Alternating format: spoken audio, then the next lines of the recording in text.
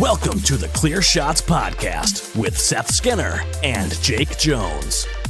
Hey, it's Seth from Clear Shots here, and you're listening to part 2 of Clear Shots number 62.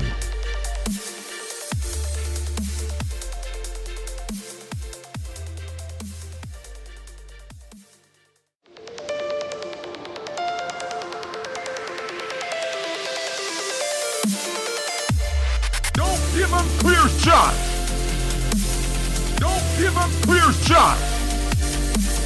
Don't give him clear shots. Don't give him clear shots.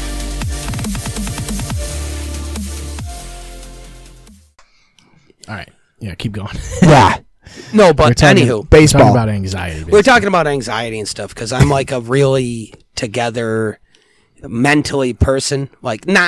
I'm not perfect by any means. I'm just some fucking dumbass. But I don't have a lot of issues in that regard. Yeah. I'm usually a strong mentality guy. Like, I don't feel anxiety much. I don't get depressed much.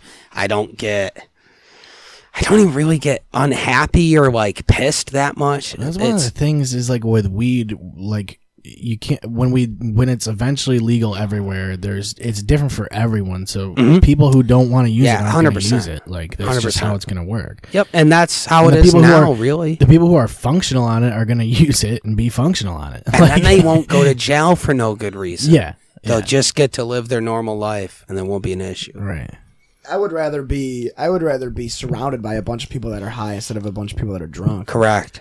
I think people that are stoned are way easier to be around. Oh my god! And way less things get broke. Yeah. Too. Nothing is. They're just sitting there. What are you hurting? But you're just sitting there. It's like a. That's another thing that's crazy though, is the fact that alcohol was always legal and like it gets people in fights. It gets shit broke. Money, baby. They also driving accidents. Also, drunk people spend way more money. Yep. Yeah, which is probably that's why it's perfect that Black Friday is the day after Thanksgiving. Because doesn't everybody drinks on Thanksgiving? Yeah, that's true. Right? That's all. And now they got even smarter and they went, we know it's a holiday and it's not about shopping, but it is. But it's definitely about So Thanksgiving, cool. The second your Thanksgiving dinner's done, Walmart's going to open with their Black Friday deals. Yep, we're starting while at you're 9, drunk. fuckers. Leave your I remember, family, get ready to drive drunk, and So go stupid. So buy stupid. the TVs. first fucking Black Friday I had like that was Target, and it started at 9, and I went there to buy a 3DS. Yeah. So worth it. Well, that's But the I thing is also like, had What kind of deal did you get on it, though? It was $150. It was gold and black. Was it it was like brand new at the It's a time, limited too? edition. Ooh, yeah, that's a good deal. Link Those between- are usually Link like Between $2.99 Worlds. or something. Link Between Worlds, But it's and like it came good with game. and it came with a free game. I don't Link know, Between Worlds is one of the only Zelda games I've never beaten. It's amazing. I've And played it. I I haven't haven't. played I that. could. I mean, I could go. I beat literally it, I have guess, played but I Ocarina of Time and Breath of the Wild. That's it. the two best ones. I think. Well, For that's sure, what I've the heard, two best yeah. ones. Well, I played the original one. I would consider myself an authority on Zelda games and their quality because I've beaten every Zelda game except for what I just said. Oh, I do want to Yeah. get into Zelda. Oh, too. I'm sorry. That's not true. I haven't beaten. Do you have a Switch? I do, yeah. Yeah. I haven't. It's fucking beaten, awesome. I love the Switch. I haven't beaten Twilight Princess. I haven't beaten it. I haven't I've played beaten it. it I haven't either. beaten it.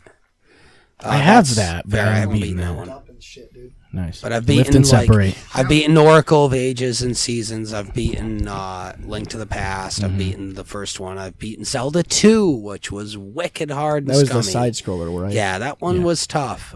Did you like it? Yes, You did like it? I did like It's it. one of the top 10. I video didn't games of all question time. it. I didn't question it at the time. I was a kid. I didn't question Zelda 2. No, A side scroller, I guess. We're not laughing at you. It's an inside joke. About what? I think we showed you that guy. He does the top 10 video games of all time. Oh God. Yeah, and he I don't talks about remember Sonic this. Blast Man. Sonic Blast. We'll Man show in it the to him top later. 10. I'm We gonna got- have to see yeah, that. it's so good. I'm pretty. That's amazing. But Oh, we wanted to. Last time when Christian was on, we were talking about Spotify, oh yeah, and we wanted to ask you if you knew anything about how they monetize.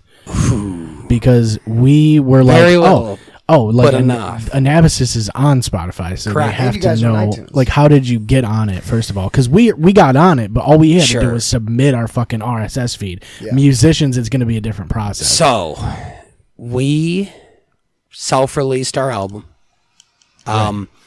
And the way we did it was through a CD Baby. Well, yeah, through CD Baby is who it was, yeah. But what CD do Baby they do does, all that distribution for you? They are a distribution company. Okay, because when we used it, all we did was print CDs, or get CD physical copies. They handle distributions. Yeah. CD Baby is a distribution front, so you can go to them to get CDs made if you just need CDs. You can go to them to get your album put on iTunes or Spotify or whatever. And we went for that whole package because it's a really good package. Mm-hmm. Like we paid a one-time fee of X amount of dollars, and we're supported. Okay. And the analytics you get from CD Baby are incredible. Like we know all that stuff. So as far as Spotify goes, as far as payouts, I can't speak on much yet because the data just hasn't come in yet. See, yeah, that's what I'm wondering is how they only been a couple months. Like, do they go by plays? Do they go by how many people are going? I would imagine a lot of it is by plays. I believe it's almost only by plays. Yeah, because they have a fucking play. I believe number the only next way to you the get song. paid is how many plays. Yeah, but they make their membership. You don't have Spotify. From my understanding, being in a working professional band at this point, you don't have Spotify because you're trying to make money off. Right. You're not even paying it. We don't even pay attention to the money from it because there just isn't any. That's the same thing we're doing is putting it on Spotify. You just for do it. It's another platform you're on. It's easily accessible. People it's have simple. it. Everybody has it. Yeah. And it's a really easy way to get people to give your stuff a chance. Yeah. And that's all it is. And your followers and stuff, that stuff matters. Because if you have a lot of, for example, when we look at our analytics, we've seen that. I want to know if we have a certain it shows, how many clicks you get from Spotify or how many people, want to buy your album through Spotify or whatever. Every last one of them. Yep. Everything. Name it. It's there. It's logged. But also, when you get on Spotify itself and you get on your account on Spotify, as an artist, and you look at your analytics that only pertain to Spotify that they give you, they're incredibly detailed and they're good. They're good about the analytics, and you need that data because you're not making money off of them, right? So what you get it's not fair. You should make way more money. That's still not fair. But one thing they do give you is that data. That data to be able to go, oh, our song was streamed 100 times in Sweden. Yeah. And we go, wait, what? Right. So now we know 100 people have heard us in Sweden. We can see when that grows. And you can see it stateside too. You can be, oh, we have people that are streaming our stuff in California. Okay, maybe we should book in Cali. Yeah. Seeing a lot of people have listened to us there. It's that kind of data that you collect across everything. So CD Baby comes into play because they give us that basic data as well for our Spotify, but they also do it for Amazon.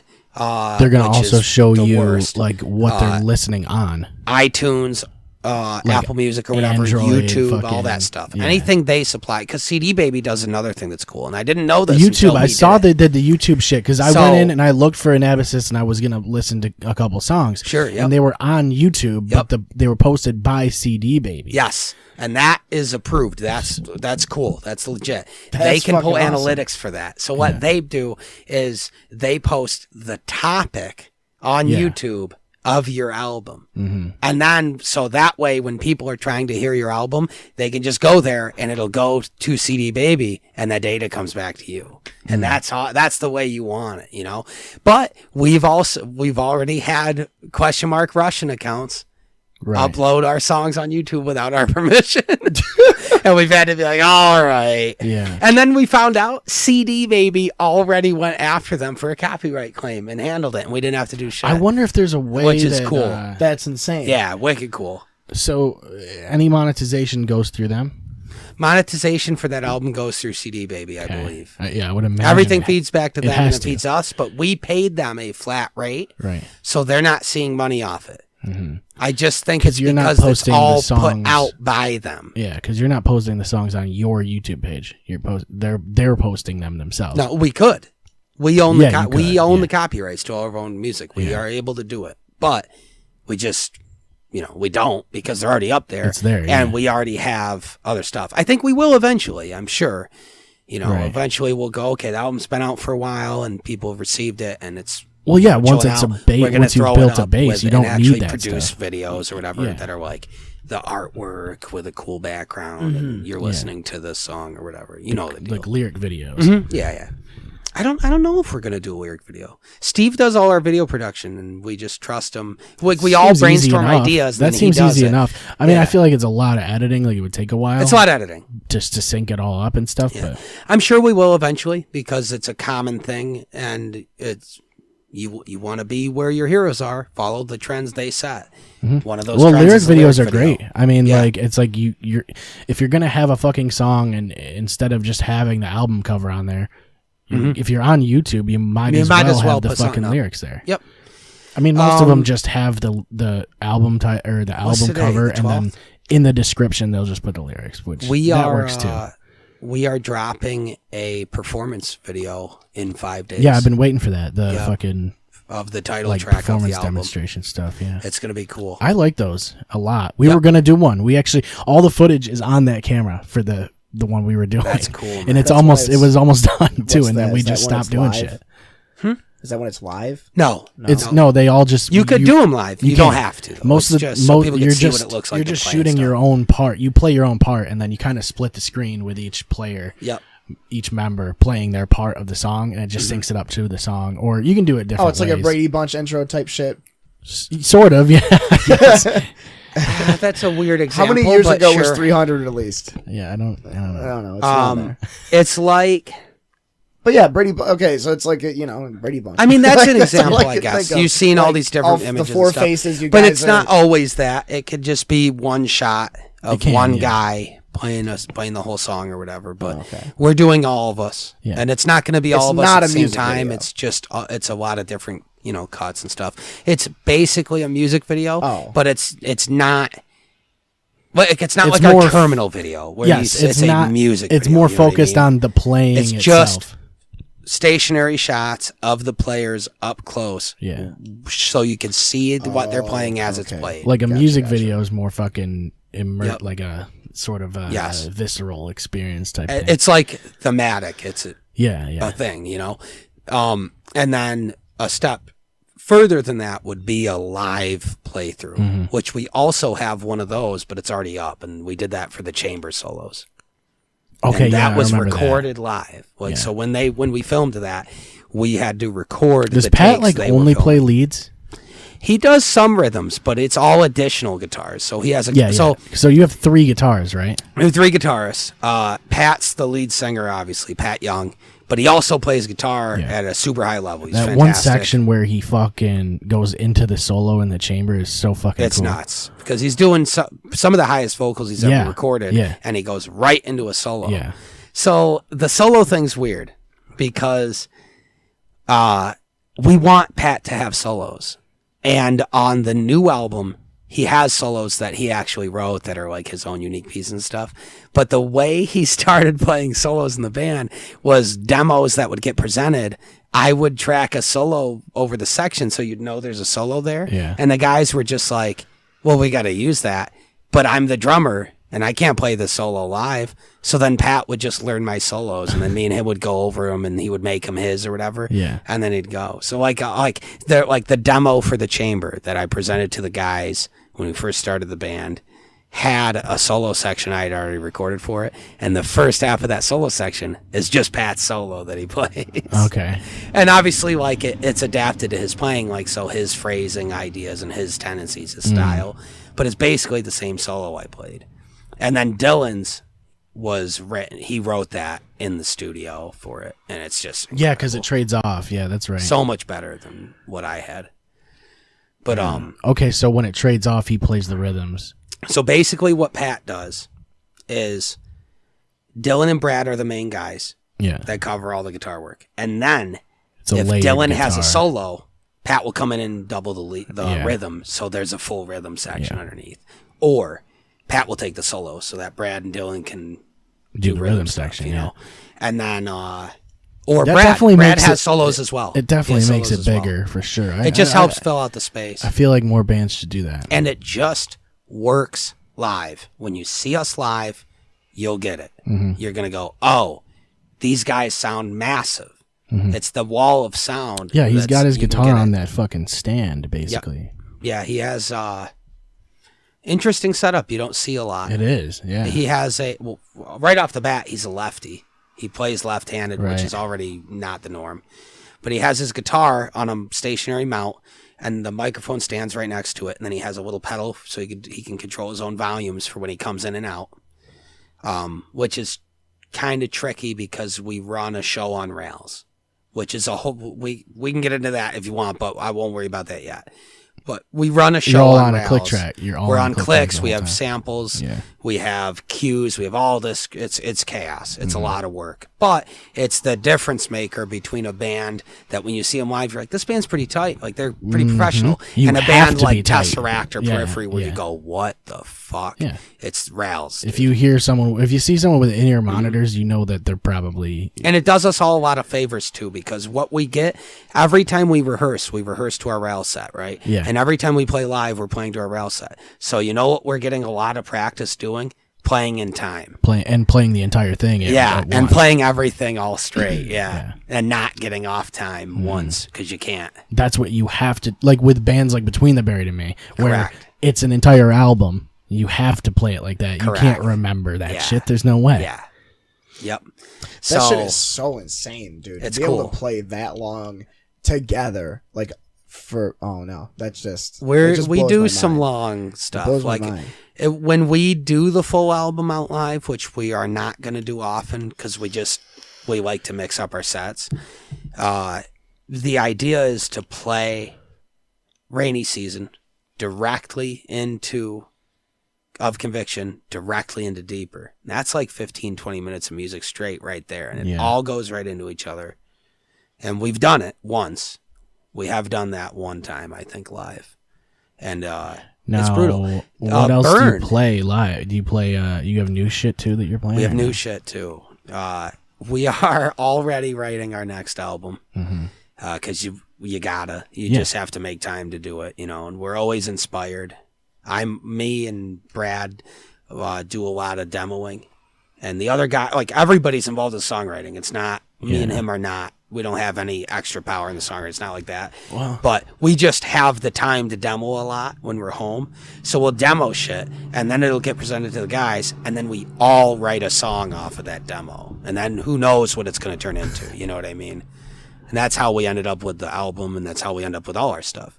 But so we already have a bunch of material that is ready to be dialed in for the second album.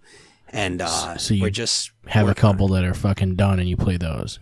Yeah, one of them in particular. It's like the problem is when you start playing, like when you finish one album and you take a break and you're just playing shows with just that album, you get complacent because I feel like you just and if you're playing the same place a lot or the same city, like you tend to do when you're still regional, it gets old. The crowd goes, hey, I saw them at Lost Horizon last month. They played the exact same set. Yeah. So you got to find ways to mix it up, which we did at this show that I'm not going to even bother saying. But we have some tricks up our sleeves for this one. I feel like we've got a good stride going right now. Yeah. We're focused. We just dropped the album. We're super focused. We're writing the next one, and it's going well.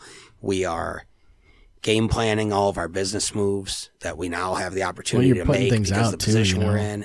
We have good content. The stream of content is like super important. Yep, really. and our stream is good right now, and we have stuff in the works. The shows we have booked are all good shows that actually benefit us and stuff. And then on top of that, we have some stuff going on that I'm not going to get into. That's not like we're not signing a label deal or anything like that. We're trying not to, but we have some stuff. Yeah, optimally, you wouldn't. We have moves we're in the process of making that if and when we pull them off is going to be a whole different ball game. And I feel like if you sign for a label now, it's like you got to really have the right deal. Like you got to really and that deal's not coming. And no, it isn't. Are you Lamb of God? That deal's probably not coming. Well, even for them nowadays, you probably could just skip the whole thing. Well, they could. That's the thing. All the guys that can get an offer from a label that's actually worth it are in positions where they can go, what are you offering me? I'm going to take 100% of my money instead. Bye. Yeah. And so the label system's dead and gone. Fuck it. It's gone. What you do instead is you get a manager and a booking agent. It's just... And an accountant and stuff. Yeah. You set up your own fucking team. And then you have a manager who's doing appearance bookings and is getting you in communication with endorsements through companies and radio and press and all that stuff. Connections. He's handling all that for you, and he works for you. Yeah. And he gets paid when you get paid. So he has investment in getting you over because it means more money for him. Yeah. And then you get a booking agent who books all your tours and goes on the road with you and stuff like that. Well, maybe not. Probably not. A tour manager would go on the road with you, but booking agent is going to help you to get shows that are actually I feel like that's still important. He works to get you on real dates and stuff. And but it's just how you can just put content out on anything now, and it works as long as you can get that reach. Social media is really the most important now. Right. Like if you like. You know, bottom line, we'll probably do a few domestic tours a year and see where that takes us. Yeah. And, you know, just, it'll be known we can tour nationally, you know. Awesome. But, and if that ends up picking up steam and we go international or anything like that, cool. That's the intended goal. It's always onward and upward. Yeah. We don't see a cap for us. We're not looking at it going, if we could just get to where we're playing theaters. Fuck theaters. I want to play fucking arenas. And shit. Exactly. All the way. I want to play Wembley. It doesn't mean I won't appreciate it as things happen, but there's no cap for me. We're going as far as we can possibly go. That's it. That's all there is to it, you know? And to me, it's something Stone Cold used to say all the time. If you got into WWE and you're just happy to be there, then you might as, what are you doing? Right. Why are you here? I'm happy to collect a paycheck and do my part. What the fuck? I want to be world champion. Only. Yeah. Am I not world champion? Then I'm going to fucking be world champion. You know? Right. That's the mindset. We're not world champion yet. So why would I just be happy? Those are the Bo Dallases. That's those guys. It's all the guys you see that you go, Especially guys that have talents too, though. The guys who have the talent that don't get the push are the guys who probably don't work as hard. To me, it's what just happened with Angle. It's where we were talking about that before. What's his final match? Well, everybody says Cena, and Cena's there. Yep, why wouldn't it be Cena? It makes perfect sense storyline wise. Angle brought Cena in. Cena will bring Angle out. Right. Everything makes perfect sense, and the company can do it. And instead, the company asked him to do business, and what did Angle do? In a position Corbin where over. He could have went, let's kiss my ass. Let's put over Baron Corbin, who's already over. Yep, Corbin is already over. And went, I'll do whatever you guys say. I don't mind. Yeah. And it's like, those are the guys. Corbin was going to get. He's getting the push either way. Never live, but still. Yeah, I don't get it. I really don't get that. Especially when you have Cena just come out with the fucking Thugonomics gimmick. Comes out with it and fucking like, what are you doing here? It's like Vince was rubbing that in our face. It felt like it did. It did feel like that. Like I just can't give you everything you want. I'll tell you what though, Miz and Shane was a wicked fun match to watch. That was a fun one. I cried pretty bad during the Kurt Angle fight and also the Triple H. I don't know why I'm calling them fights, but the Triple H match was actually awesome. That one had me dude. At the end of that match, I legitimately was crying alone in my room. Batista's last match. You knew it was too. Yeah. Batista's always been a favorite of mine. I wouldn't say he's my favorite wrestler or anything, but I've always loved Batista. Yeah. It was fun. I always liked him back in the day. It got brutal fast. Like Triple H is like, "Yep, I have needle nose pliers" within the first minute and a half. It was very fun. A lot of cool stuff. And I felt like it was exactly what he wanted. Yeah. Batista, it was ironic. Dude, Triple H is just so fucking good. I fucking love Hunter so much. It is ironic because Batista, if Batista was like, I'll do whatever, they probably would have had him like a Baron Corbin thing. But he's like, no, I want to go out with Triple H. Well, the thing is Batista did business when he came back last time, and he got treated like shit for it, and fans booed him, even though he's incredible. He's going in the Hall of Fame someday. For sure he is. But people were pissed because he wasn't Daniel Bryan or whatever, right? And he just had a sour taste in his mouth. So people get mad. People get mad when guys leave to do movies too, though. It's like, but guess what? When The Rock comes back, they're not gonna be upset about it. Nope. Yeah. When he comes back at a WrestleMania for a fucking 2-minute match. Yeah. But either way, Batista had said for years that if he ever did one last match to retire on and officially retire, he just wants Triple H at Mania. And they gave it to him. It made so much sense. He had to. I mean, and that was cool. The whole, even they didn't even need to build that thing up. No, and they built it great. Yeah, the build was amazing for it, dude. I feel like whole, the whole idea that Triple H made Batista and all this shit within the storyline. It was so good. It was so perfect. good, so good. I think the most emotional moment for me at Mania all night was Kofi winning the title. Yeah, that was fun. I think Kofi just missed that. He's been around for so long. Incredible. It felt like he needed to get it. You know, he's a Grand Slam champion. Even if he's certified Hall of Fame. Yeah, undeniable now. There's no question. I love the New Day too, man. New Day is Hall of Fame on their own, separate. When they first came out, I was so annoyed, and then they were out. They just grew. I love the New Day. I think they're really important. I think that it's probably understated how much they've done to carry the weight of the whole company on their shoulders in Cena's absence. Dude, and honestly, as far as the Make-A-Wish, the products, the tag division is kind of weak in general. Oh, the tag division's horribly bad, what the fuck happened to the Unfortunately, Usos? it's so good. The Usos, they're like, hey, let's make these guys gangsters or some shit. Yeah, I don't, that doesn't faze me. I don't mind their gimmick. Though. I don't mind a gimmick change. That's fine, whatever. I guess, but I felt like they already had it on lock, you know? I guess. I don't mind it. I don't know. I don't know if tag teams have that same feel anymore. There's no substance to the tag team division. No. Do you remember the when New Day's the only team that has that pull? The Hardy Boys used to have it, and Edge and Christian had it, and they didn't even really have a gimmick. They were just Edge and Christian. They were that good. Yeah, they were also in the best, the best modern time in tag. It doesn't seem like there's that anymore. Well, the most recent good time in tag wrestling,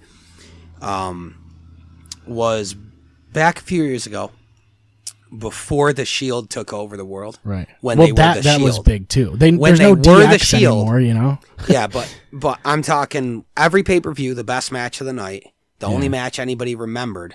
Because you can't remember what story was going on for the title at that time. Right. But you know what match you remember? The Shield. Anything that involved the Shield, the Wyatts, Cesaro and Tyson Kidd. Yeah. The Usos. Tyson Kidd. Holy shit, I forgot who about else? him. What other tags were there? There's so many. And every time any of them were in the ring, New Day, of course. Yeah. Anytime any of those guys were in the ring together, it was whatever the match of the night was, it was their match. Mm-hmm. And they were the best. There was a WrestleMania. I think there was a WrestleMania opening match. It was like a ladder match or something for the tag titles one year, a couple of years ago, and it was wicked good. Insane. What about the match that was the Shield versus Evolution or whatever? Yeah. The Shield versus Triple H, Orton, and Batista. That's crazy. Was incredible. But even just the Wyatts versus the Shield. Was every time those guys touched the ring together was insanity. What happened to the Wyatts? Bray is injured still. It all got fucked in so many different ways. Really, I don't have a clue, dude. Eric Rowan is with Daniel Bryan, and that's a good spot. Look, honestly, he's the like bottom in the line, Diesel spot. Yeah. The bottom line is they wanted to push Wyatt as a singles wrestler. Did they though? I think so. I'd be hard pressed to believe that. I think they should. Why does he lose every match? They stiff over everything he does. He got pushed, but the problem was he didn't get pushed to lose and act like a coward. Well, he got to the point where he was just putting guys over him. That's it. Yeah. He never got a chance to go over. He never got a chance to get his big break. Yeah. And they would push him as an unstoppable monster. They like him as a singles wrestler because of his gimmick. Yes. Really is what it is. And he can get into these storylines. And the problem I always had with the storylines was they would build up to something and then nothing would happen. Nothing would come of it. He would just lose. He would look cowardly losing. Scare people every other throw week. His whole gimmick out. Yeah. What they should have done, and obviously is taking a grain of salt, in my opinion, but because we're basically Vince they should have. Yeah, we're pretty close to being Vince. What they should have done, in my opinion, was they should have had him beat Taker clean at Mania and take over Taker's spot as like the mythological figure in the business. Absolutely, 100%. That's what should happen. Because he's the only guy that's been around in 20 years that can pull that off. But here's the flip side of that. There's a lot of politics involved in the back. Mm-hmm. I'll say this. From what I hear, Bray's not great backstage. I hear Bray is not too hot backstage. I'll say this. If there's anybody in the back that the company respects and the fans also respect, it's Taker. Yeah. And if in the back, What's his name? Mark Calloway. If in the back, the company's saying, Taker, this is the guy, man. And then Taker goes and talks to Bray, and Bray rubs him the wrong way. And then Taker goes to Vince and goes, he ain't the guy. Not today. Vince is going to go, he ain't the guy. And the fans are going to go, wait, Taker said he's not the guy? Yeah. He's not the guy then. But I don't know that happened. I'm just saying, I speculate that the reason that didn't pan out that way, because they built it like it was going to go that way. He was calling himself the new face of fear and shit. It was great. And then Taker torched him, and I was like, wait a minute.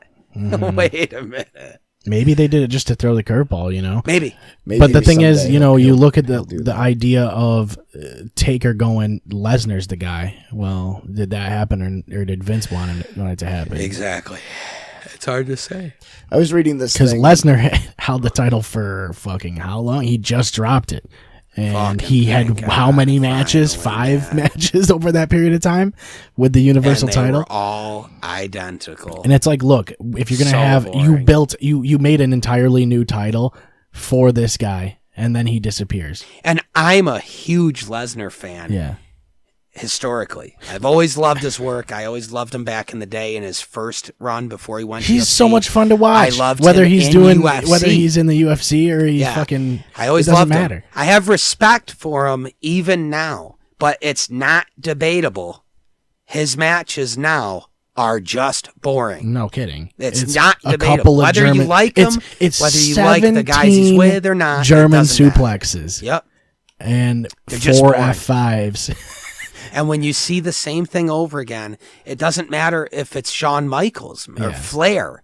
If you see the exact same 4-minute match, that's just German, F5, F5, pin, and I win clean. Yeah. And you can only do that so many times before the crowd is going to be over it. Yeah. And we're all over it. That's why Seth and Rollins. one of the things I respect about Brock is that He'll drop the belt easily can go, I don't like Seth, so wait till you see this and just be a piece of shit. Yeah. And instead, he was selling his ass off for him and played ball and dropped the title clean in the middle of the ring.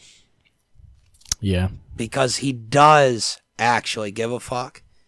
He's playing a fucking character. He wouldn't be there, I don't think, if he didn't. It's wrestling, man. Yeah. It's Rousey. I fucking love Ronda in wrestling. I'll support her to the end of the world. I think she belongs there. She's definitely doing it. She came in and pulled an angle, dude. She's probably making more money than that. She's good. She actually is good. She's good at wrestling matches. She might not chain wrestle wicked hard or something, but she's good. She gets telling a story in the ring. She gets selling. She's willing to take bumps. And you can tell she cares about it. She's willing to play her role, and she gives a fuck. She was willing to drop the belts. She was willing to do business. She was saying online and saying the business is fake. It's all stupid. She was willing to go through like the reps and shit. But she's doing that because she's playing a heel better than everybody else. And I wonder how much of a fucking like abrasion she got backstage from like Charlotte and those fucking.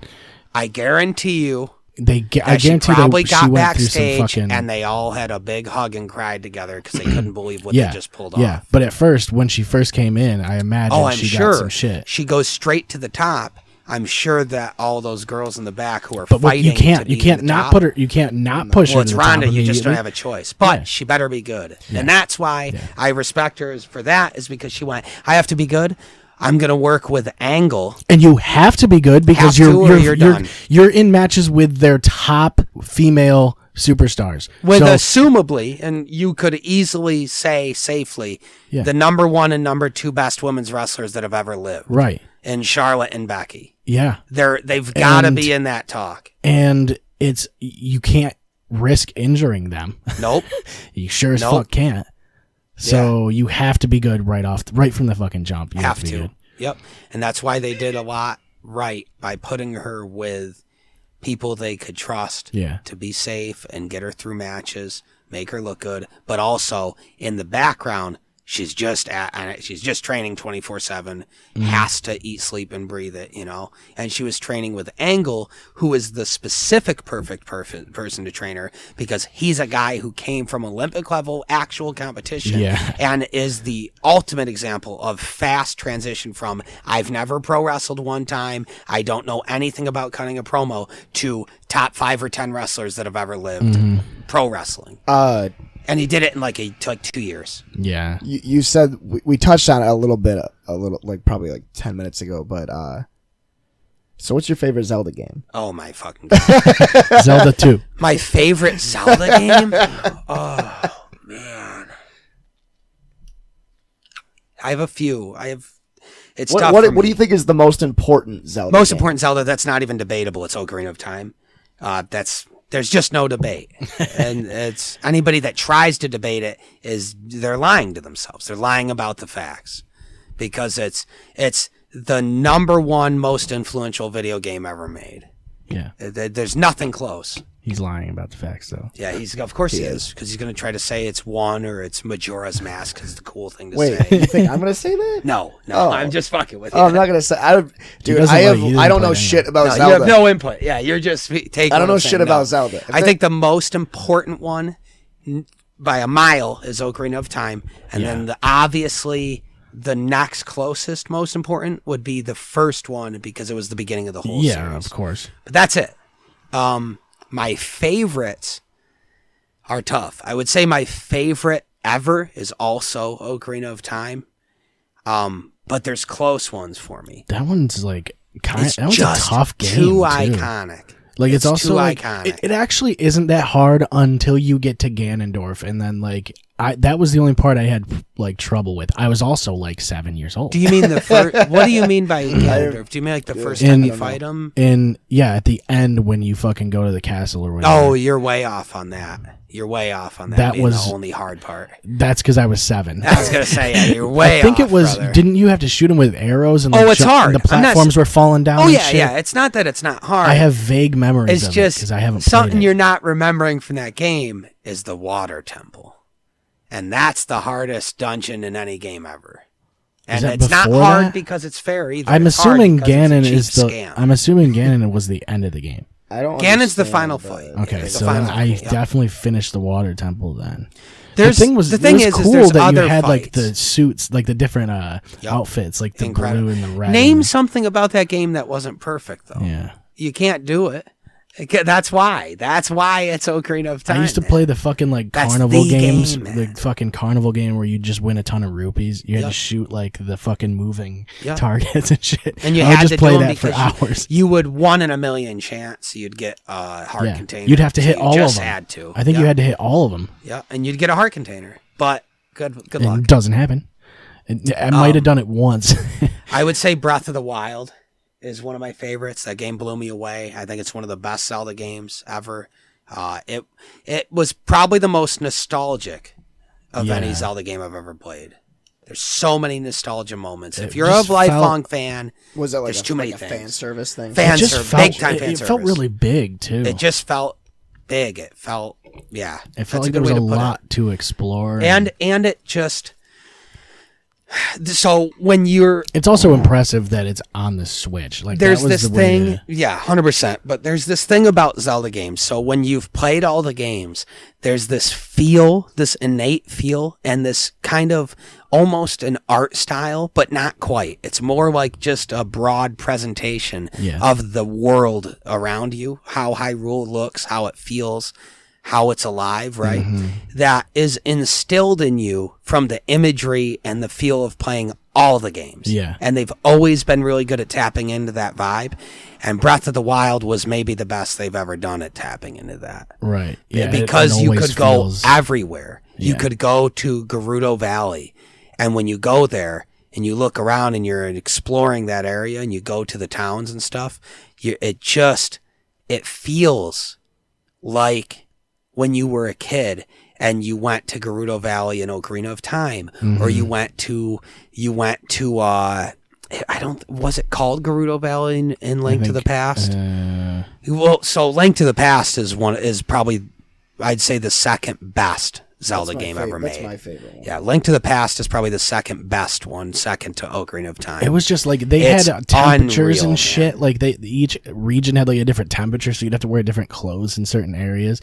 Like I'm in a fucking in Breath of the Wild, yes, incredible. Like, I'm in a fucking like I'm done with the game, but I have like side quests and shit. And there's one in the desert. It just feels too good. There's one in the desert where there's this like giant shit, like whatever it is, under the sand, and I have to kill it. But I just get slaughtered by it. Oh, it's so good. I have no idea what to do. It's so good. So I don't have all the outfits and shit. Like I have the Master Sword, but I don't have the... In that game, the most outfit. fan service, emotional, single moment in that whole game is when you see the Master Sword for the first time. Because it's an optional weapon. In Breath of the Wild, it's an optional weapon. You're not given that sword. Yeah, that was the first thing I did. You when have I finished to go the game. find it. And your knowledge as a Zelda fan and player tells you that it's in the forest. Yeah. So you go there, and there's a ton of shit you have to do. There's like trials and shit you have to do. But when you finally see it, you get choked up. You can't help it because it's too much. And they're so good with the imagery, and they always have been in all the games. It's the same feeling in Link to the Past when you get the Master Sword, when you get to where it is, and you can tell because there's no enemies. You see all the animals, and the clearing starts. You're coming in from the bottom of the screen, and you walk up, and you're just going, oh shit! And then you see the altar with the sword in the middle and shit, and you're just like. Yeah, like we fucking did it, you know? And they've always nailed that. And I actually think that not even in those games, but the most important, powerful version of the imagery of the Master Sword I've ever seen is actually on YouTube. If you've never seen it, you gotta watch it. It'll make you fucking cry. But a guy did a trailer, just an independent guy, did a full blast trailer for as Legend of Zelda Ocarina of Time anime film. Don't you in the get style it like right of at the beginning Ghibli. in Ocarina of Time?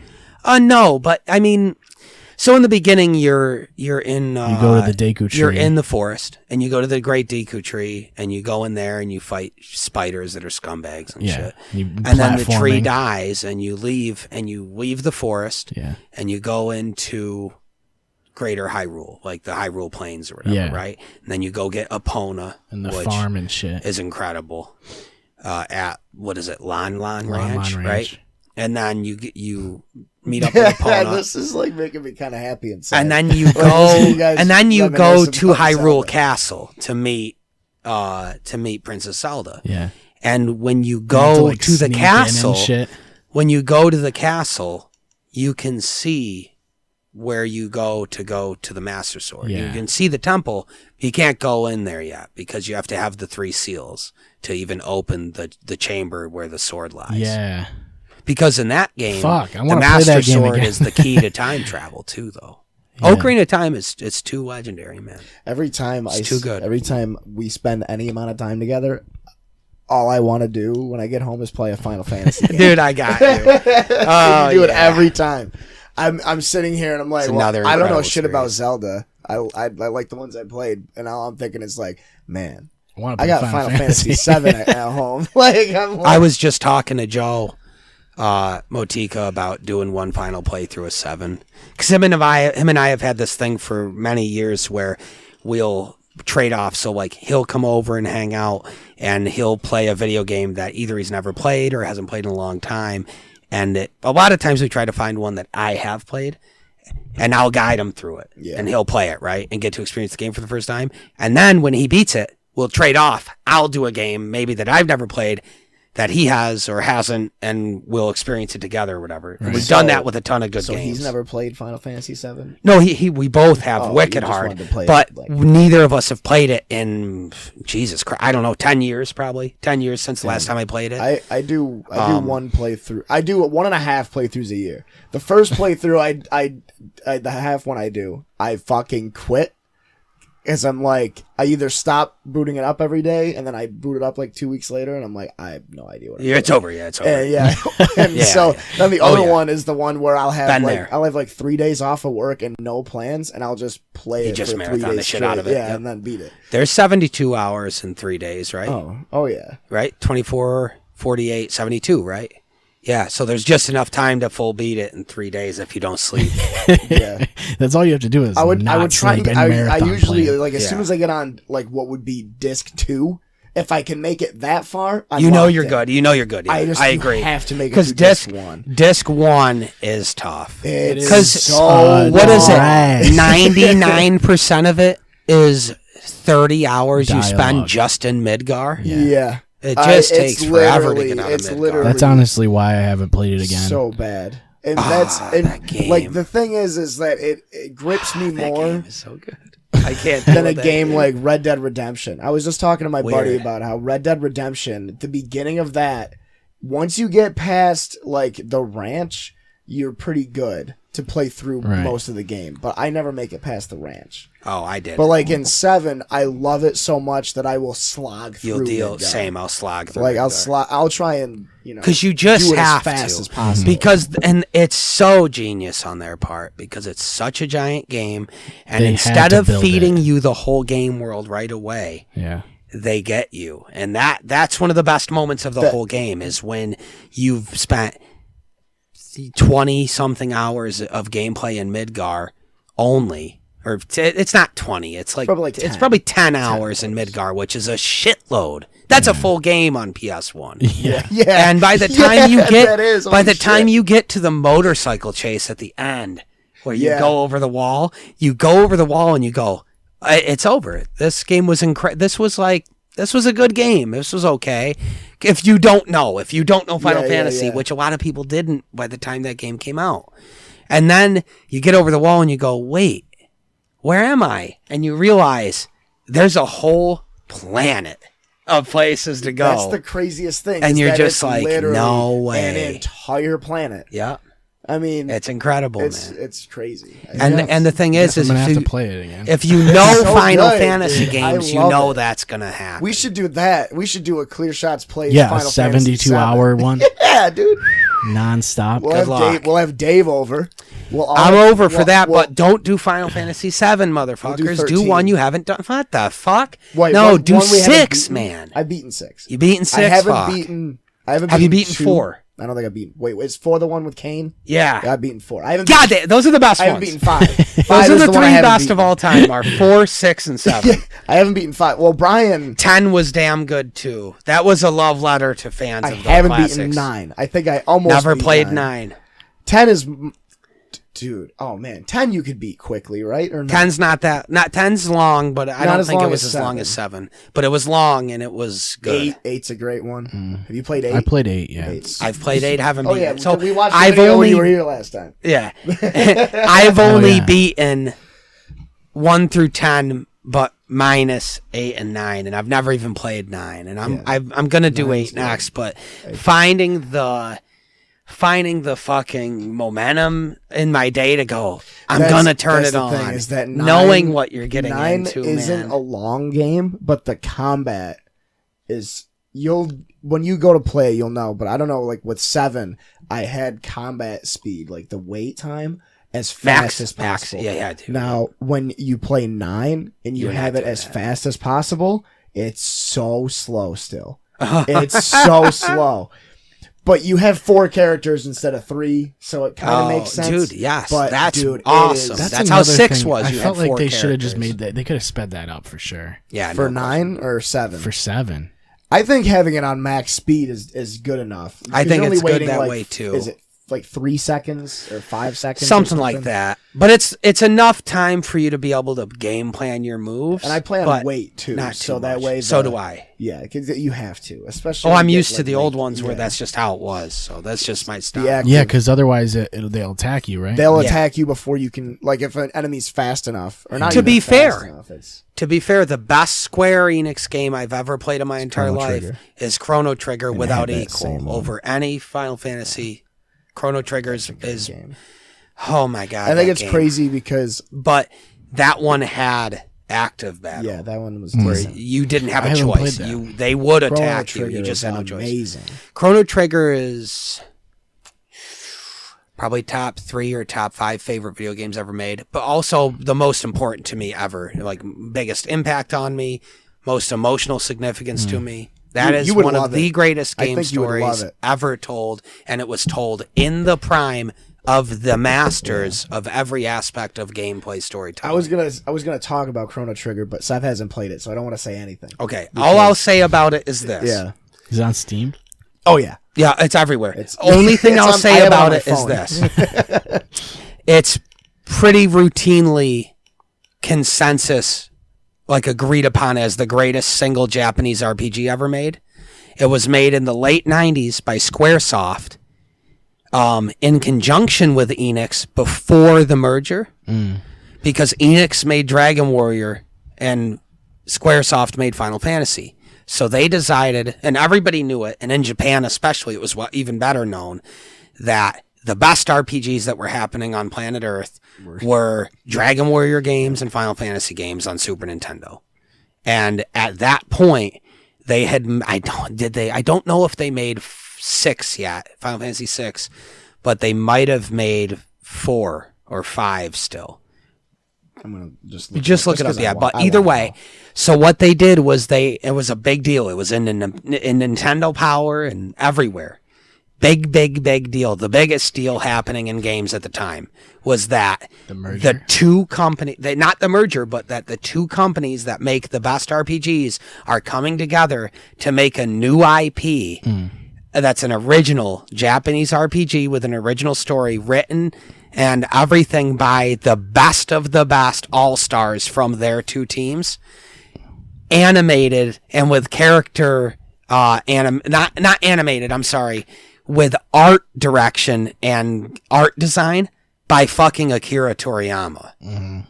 And right at the peak of Dragon Ball Z. I was gonna say, like, the only thing that could happen nowadays that would be as like crazy and colossal would be something like, and now it escapes me. Oh, I have a good example. I was gonna say Bungie and Naughty Dog together. I was gonna say this. It would be like if Hideo Kojima got together with Naughty Dog to make a third-person story-driven like masterpiece. And then all of the music was done by like Pink Floyd. No, all the music was done by like Cardi B. Nobu Uematsu, who did all the music for Final Fantasy VII and shit. Like Legendary Guy A works with Legendary Guy B with Legendary Team C to make Perfect Storm. And hopefully it turns out hope it works. And then it's published by CD Projekt Red. There you go. And that's just hoping that it works, right? Yeah. Well, when Chrono Trigger happened... EA and Activision? Well, when Chrono Trigger happened, that's what it was. It was a perfect time, perfect guys in the absolute sweet spot prime of their careers coming together to make a game, and it worked. And it's the best JRPG of all time. And it's the only JRPG I've ever played that while you're playing it, you're going, this has to get made into a epic trilogy of films now. Yeah. Right now. And they can't change like that anything. With fucking Halo, though. Yep. Halo. Like you're Halo playing Halo going, movies. how is this not a trilogy of films? They were gonna, actually. They were, and it always just and it kept falling became apart. District 9. Is that real? Yeah. That's Yeah. That director was working on it. Blomkamp or whatever his name was. Like, Neil Blomkamp. No, I've never seen District 9. I always hear it's great and I should watch it. I have no issue with the film. It's just a bummer that we didn't get to see you can tell, like, when you look at a lot of it, like, a lot of the... I finally remember what I was fucking looking up. I got down the rabbit hole of Final Fantasy. Chrono Trigger came out right after 6 came out. Okay, that's what I So thought. it was in between because 6 was the game that brought Final Fantasy back to America mainstream. Yeah. That's why in America, Final Fantasy 6 is called 3 because they did Final Fantasy 1. Oh, so then I played it. It wasn't that big a deal in the States, but it was monumental in Japan. I had 3. Yep. On the for Super Nintendo, right? The Nintendo, yeah. With the clown and shit. Yeah. Yeah, that's my favorite Final Fantasy of all time. I love the beginning of that one. The beginning of 6. Oh my god, with the Max. Yeah, dude, it's so good. Yep. Yeah, man. It's incredible. I have it tattooed on me, dude. It's the centerpiece of my whole sleeve. It's Terra, Edgar, Sabin, and fucking Locke, the thief, fighting Final Form Kefka. You should get like Hero Brian right there. I was thinking about putting Ninja in there because he's such a badass character. Yeah. I'll say that the last thing I'll say about Chrono Trigger that's not a spoiler because there's no context for you, but that game has my favorite character in any Square game ever made, and it's Frog. Frog, no question. Favorite character ever in anything. I was thinking like Toad. I'm thinking like the mushroom dude. No, no. He's a great character. It's just a frog, but he's the hardest character. Oh, the Frogger. And he has an incredible backstory. He was in Frogger, right? Sure, yeah. That's the same guy, right? Frog the same from guy. Chrono He just gained a little weight. He just gained a little weight in between. Yeah. And he got really agile and good at crossing roads. Yeah, he wasn't good at crossing. I'm looking at it like he did Chrono Trigger first, and it went to Frogger later. It used to be a different Frog, man. It's a prequel. But Frog stepped in. It's a prequel, though. Yeah. I feel like with Frogger, Chrono Trigger, man. The storyline for Frogger. I'm not even going to get into it. But. Storyline for Frogger? Yeah. What storyline? It sucked. Cross the fucking road. Dude, the 3D Frogger was so good, though. The 3D one for PlayStation. That's what I was thinking was of. The best one. That one is so fun. Because that one you could do competitively. Remember that? Oh, yeah. That was so sweet. I'm good at Frogger, too. That was for Windows, Windows 97. Or Windows 96. Dude, I love old Atari games. They're simple, but they're still fun. My mom has the mini cabinet with Frogger. Yeah. I like that. Yeah. It's cool. They sell those now. Yeah. At like Walmart and shit. They have ones that are like actual cabinets. And Vinny and I were looking at them, and they're so expensive. They're too expensive, but they have Street Fighter 2 Turbo. Yeah. So it's like you just have to get one. Yeah. And it's a full-size cabinet, but you just buy... why? But why not? But you buy it's an ottoman. It's separate. So you can either have the cabinet sitting on something, or you can buy the actual stand for it, which is so scummy because you have to buy the stand. Yeah, you wicked have to. Yeah. I was thinking about how sweet it would be if Crash Bash got remastered. Oh, dude. I'm surprised they haven't already done it because CTR's happening. Yeah. And that's going to be ridiculous. Well, it just has to have online play, though. Yeah. There's not... That's the number one feature that, of course, has to be there. Obviously, you just make the exact same game. I kind of want to play the fucking Mega Man X remakes, the ones on the Switch. Mega Man X? Yeah, there's Mega Man X and like the Super Nintendo games, right? Yeah, well, it's a bunch of Mega Man games. It's like a I know there was a series of them, but yeah. They re-released them for something? Yeah, it's on the Switch. It's like a collection of them. Oh. There's 2 of them, I think. Are they remastered? Yeah, I would assume. Yeah, I want to play those again. Good games, hard games. They are very difficult games. Are they like a Metroidvania type They're thing? fair, yeah. No, it's a side-scroller action shooter game. And you get like different upgrades one of the best to your weapons and suits and shit, but it's like they're minimal. Like they'll give you an ability or whatever. So basically Mega Man is really simple concept with minimal story. It's your Mega Man, the character, and you have your blaster arm or whatever, and you just run and jump, and you can just jump, and there's it's a platformer with a lot of enemies, a lot of stuff coming at you, and it's tricky, but it's fair. Yeah. But it is hard. It's fucking real hard. So what it'll be is you'll be looking at a screen, and there'll be all these different bosses, right?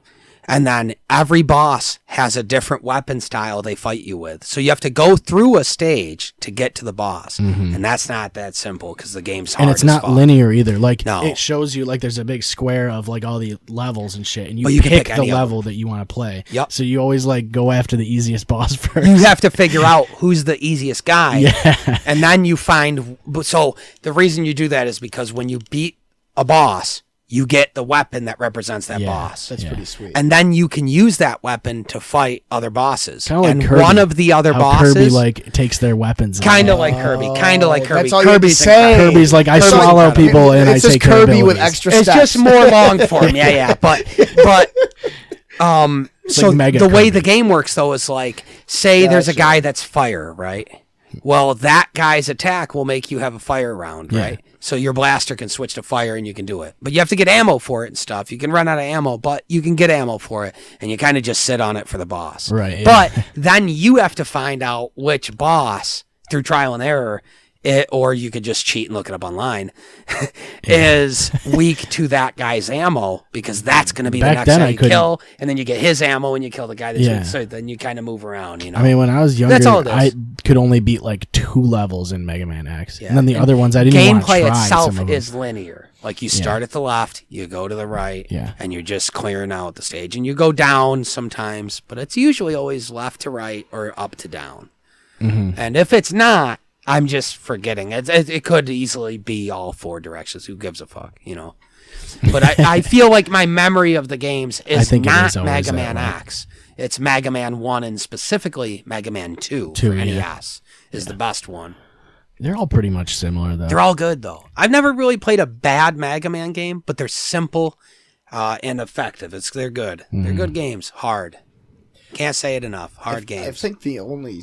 It's called Mega Man Legacy Collection, I think. Yeah. I want to see what's in that. I don't know if there is a series where I've like sat down and beaten every game. The closest I've ever come is the closest is Final Fantasy for me. Yeah, closest is Final Fantasy. I was thinking like Halo. No, I haven't beaten. I haven't beaten all of them.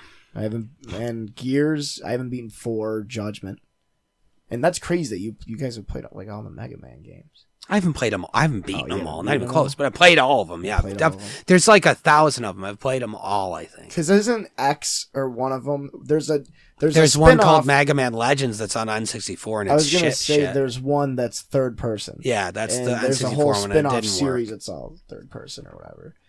Yeah, it didn't work. Now I'm thinking about it, and I'm like, what games have I played and beaten every game in the series? I think mine might actually only be Madden.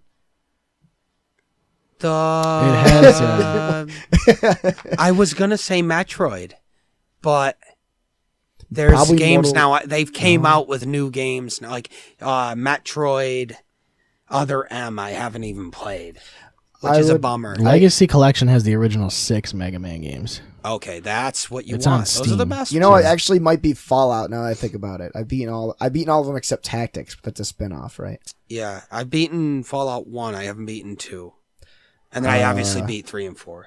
You know what I've been playing recently? Oh my god, I can't believe I didn't mention this earlier. You know what game is so legit, or still so legit, is 2005 Battlefront 2. Star Wars Battlefront 2. Yeah, incredible. It's on gold. Incredible game. For Xbox. But I have it on Steam. I think I was gonna say, I think $8. Dishonored 2, I also beat all 3 games. But yeah, man. I feel like I've beaten every Donkey Kong game. I don't think I have. I think I've beaten every Donkey Kong game. You ever beaten Mappy? Never even heard of it. We didn't beat Criminals Under Arrest, did we? It's impossible. You can't beat Criminals Under Arrest? Oh. Is it a Donkey Kong game? So back in the day, me and Seth were hanging out. I don't even know how we found. I think we were which is funny through like the arcade games on the Xbox or some shit. We didn't hang out. We don't hang out a lot. We've never had a history of hanging out often, but when we did, we always would have a wicked good time. But for no good reason, we just didn't hang out a lot. But one of the times we randomly were like, dude, we're not doing anything. Let's hang out. We got together at his place at the old spot, and we went on his Xbox 360, I believe, right? Yeah. And went through the indie games and just looked at whatever garbage we could find. And we found a game on there called Criminals Under Arrest. That's such a shit. It's wicked. Such a shit game. And it blew us away so bad. You're seeing it right now, man. It's literally so inexcusably bad. It's like a beat 'em up, but they like barely. Look at you could just already one tell. Of the most beautiful. It looks like an episode. It looks like an episode of Burnt Face Man. Look at this shit. You can only punch and kick, and this is a real game. Then. You paid money for this? He paid money for it. It was worth it. And we were dying. And every black guy has blonde hair, and that's not how that works. That's not racism. That's not racism. You never see black guys with blonde hair like that. I mean, you really don't. That one's got blue on. He's got blue clothes. That's the difference. You didn't beat this game. Now, there was another character, wasn't there? Or was there only one? I feel like it was only one player. I love that there's zero story, but at least your name is Mike. You have Mike Irwin, though. Yeah. But, no, you're in the most beautiful city. Like, that's the whole story. It's one of the most beautiful city in the world. City. Singular, yep. Yeah, this game is I feel like we got to a boss and like it was actually an impossibility. It was very bad. See if I can get to the end of it. Yeah, it was just some jacked It's guy. all the same fucking enemies. Everybody's the same. Look at this car crashed into the wall of that building. It painted onto the wall. Super Peepo or Pipo's Pizzas. Super Peepo. Pizza. Super Peepo's Pizzas is the best. I like that you can barely see that it says the pizza. Pizzas because the Z's are the same exact color as the wall. We actually played this for like, this is the guy. That's the guy. That's the boss. Look at him just... And he's getting annihilated. That's actually John Wick. He gets annihilated. Look how cheap it is, though, because there's nothing you can do. You're just cheesed by the guy. That's so good. There's nothing you can do to fight back. And he has no health. He has no health bar either. He's torched. He just got game over. No. All 3 lives. There's no health indicator on the boss either. And that's actually it. That's the end of the game. That was it. He got to the same guy and died. Because that's it. That's when you stop playing. Yeah. Dude, is that still on? Same exact Xbox? thing we did was go, nope, we're done. I don't think it's back compatible. Why did AJ just call me? I don't think they would make that one back compatible. It's on my Xbox 360 probably. We've been doing this for a little over 2 hours, right? Yeah. Probably. Yeah.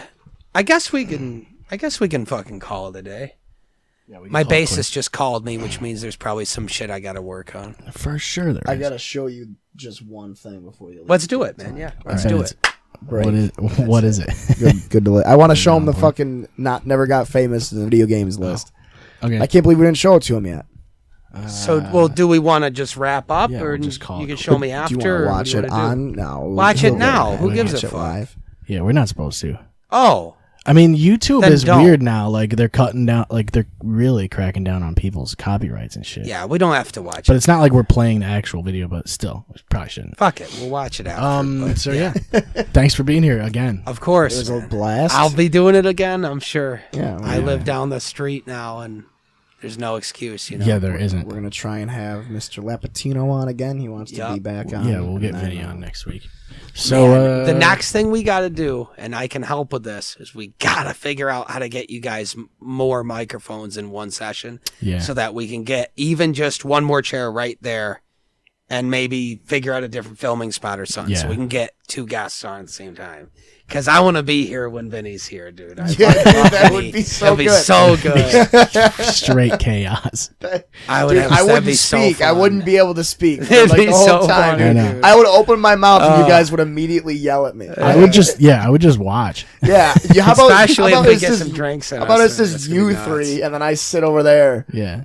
Wait, no, I don't actually want to do that. Fuck Just that. be an We want observer. you in too, man. No, this was a good one. We could have gone all day, but We really could have, but We should just it's go. all good. We'll find a day where we can go all day. Yeah, we'll for do sure. Like We'll come 7 back. parts. we if we're gonna What we should do is, and you're probably going to say it, so go ahead. if we do actually bring back the Let's Plays, we should Exactly. do one with Dave. There's no question. I come over, we do a game. Yeah, we could easily do that. We should Why? just do that next. Figure out Yeah. what we have to do and do Yeah. it. It's a no Just play one game for like fucking 3 hours or so. Yeah, 4 I know how to hours, set that up. 12 easy. hours. Yeah, let's do it. What game do we play? We've been talking about doing Alien Isolation. We'll figure it out. No, fuck yourself. We'll do it here now on the air. Fuck myself. He is so now we have to do it. We have to answer to it. We have it's to commit not to criminal it. under arrest. No chance. No. But it is one of the most beautiful. Is there anything all three of us could play that would be fun, like Turtles in Time or some shit? Would be insanity. I definitely have Turtles in Time. Yeah, I have the remastered one. Yep. And it's on. You have it on Xbox too. Yeah. But we'd have to have enough controllers. I have 3. And I have 1 I can bring. That's a no-brainer, man. We should do a beat 'em up that we could all play together. Like I have 3. It's just do I have batteries for 3? Gauntlet. Oh, wait, like Gauntlet Legends or Dark Legacy? Is Human Fall Flat is only 2 people, right? Yeah. That game's crazy too. So Gauntlet, Dark Legacy. If we can find that or Legends, that's the game, no question, dude. Yeah. Wait a minute. That would be. I'll look through my library and shit. Can you do? Can I bring my Xbone over? It's like online multi. I don't know if there's actually a matchmaking or a like party system or whatever. I was gonna say like. What if we had like you and Dave on one Xbox and had me on the other one? Would the 3 of us be able to play possible? That? I mean, technically, I don't have it on Xbox. I have it on Switch. Never mind. That's out. Nip that in the bud. I will find one. I got a shit. We'll figure it out though. Yeah. Do you have a way to stream? I can stream from Xbox. We can just stream it on Twitch and then download the fucking video after. And then cut the video after. Yeah. That's cool. That'll work. And we should stream it on Twitch. Yeah, my question is, I want to figure out how to stream it so that you can do the stream from your Xbox, but pull audio from the mics and stuff. We can do that. Stream. Dude, it's so weird the way I fucking did it. I put myself in a party. No, I created another account and put myself in a party with my account that's streaming on Xbox. Yep. And then on the Xbox app on the computer, Yeah. I use that account to pull the audio from the microphones. That's what we would do. And then I just broadcast the party. And then we could just chat. Twitch stream it. It'll be so funny. It was so, dude. It'll be so ridiculous. You got it now. Yeah, it worked that's out the next somehow. one. We should do that soon because I'm about to be real busy. Same. Especially, I didn't get the phone call today. Obviously, I did get a text. It's saying coming, bud. They had one more interview today, so I'm gonna find out Monday. Nice, which man. is my day off. Hope you pull it, which dude. means I'm gonna be done. I guess I'll plug some shit real quick. Yeah, might as well, right? Yep. NBA 2K15. Yep. NBA 2K15. Dragon Ball Z sagas. Dragon Ball Z sagas. NBA Live 97. Mortal Kombat. Just Sub-Zero mythologies. Follow my band Anabasis. And we're on Facebook and Instagram and all that shit. Yep, Fighting Force is good. No. Yeah, I'm in a fucking band, Anabasis. Which one? Follow us on everything. I think we're called Anabasis. Yeah. But yeah, we have shows. Do you have we're playing official we're website? playing 420. We are about to launch our official website finally. Okay. There'll be more info on that later. But yeah, we're about to launch a website. We're about to drop a new video on the 17th. And we have a big hometown show, first show since we dropped the album 420. It's going to be ridiculous. It's going to be ridiculous. Good bands on that one, too. Good bands on that. I'll put some links in the description. Yeah. Link it up, dude. Link our Bandcamp and shit, too. You can go there to, in the meantime, while the website's getting finalized real quick. Bandcamp's home base. You can go there to get to our social media. You can go there to buy tickets to our shows we have coming up. You can go there to buy the album or just listen to the album. Yeah. Name it. It's all there, man. Yeah. And definitely listen to it because it's wicked good. Yeah. Thank you.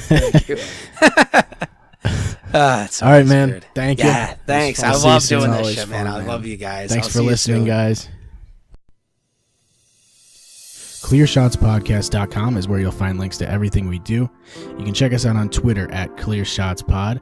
Follow us on Facebook and Instagram, and check us out on Periscope for live videos. If you have anything you want to ask us, send us an email at clearshotspodcast@gmail.com. Thank you for listening. We will see you next time.